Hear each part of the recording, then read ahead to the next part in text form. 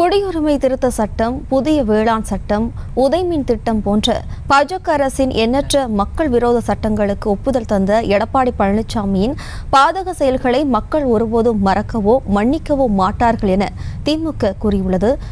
கூடுதல் விவரங்களோடு நமது செய்தியாளர் ராஜேஷ் இணைகிறார். வணக்கம் ராஜேஷ், விவரம்.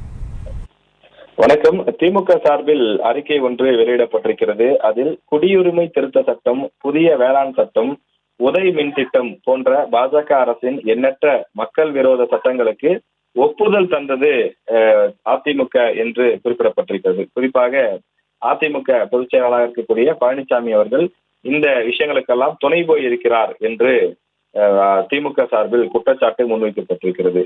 எந்த ஒரு அரசியல் கட்சியின் பின்னணியும் இல்லாமல் தன்னெழுச்சியாக தூத்துக்குடி ஸ்டெர்லைட் தொழிற்சாலைக்கு எதிராக மக்கள் திரண்டு பல மாதங்களாக போராடினர்.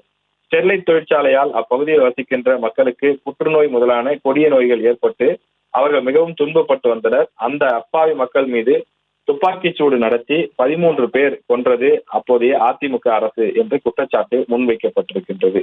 அது மட்டுமில்லாமல் உதய் மின் திட்டத்தை அனுமதித்தவரும் பழனிசாமியே தான் என்றும் குறிப்பிடப்பட்டிருந்தது.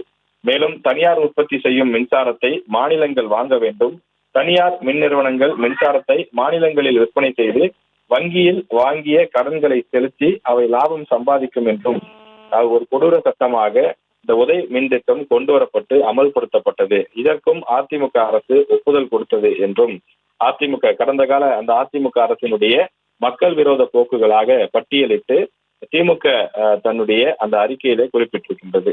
மேலும் ஒரே நாடு ஒரே தேர்தல் ஒரே உணவு என்பதை மட்டுமல்லாமல் பாஜக ஆட்சி ஒரே நாடு ஒரே தேர்தல் என்று கூறியதை கேட்டவுடன் டெல்லிக்கு ஓடோடி சென்று பாஜக அரசிடம் ஆதரவு தெரிவித்தவரும் அதிமுக பொதுச் செயலாளர் பழனிசாமி தான். இப்படி தமிழ்நாட்டை பாஜகவிடம் அடகு வைத்து பிரதமரினுடைய ஒரு விசுவாசத்தை பெறுவதற்காக தொடர்ந்து இப்படி அவர்கள் இருக்கிறார்கள். ஆனால் தற்போது கூட்டணி இல்லை என்று கூறி சிறுபான்மையினருடைய வாக்குகளை பெறுவதற்காகவே இது போன்று நாடகமாடி வருகிறார்கள் என திமுகவினுடைய அந்த அறிக்கையிலே குறிப்பிடப்பட்டிருக்கின்றது.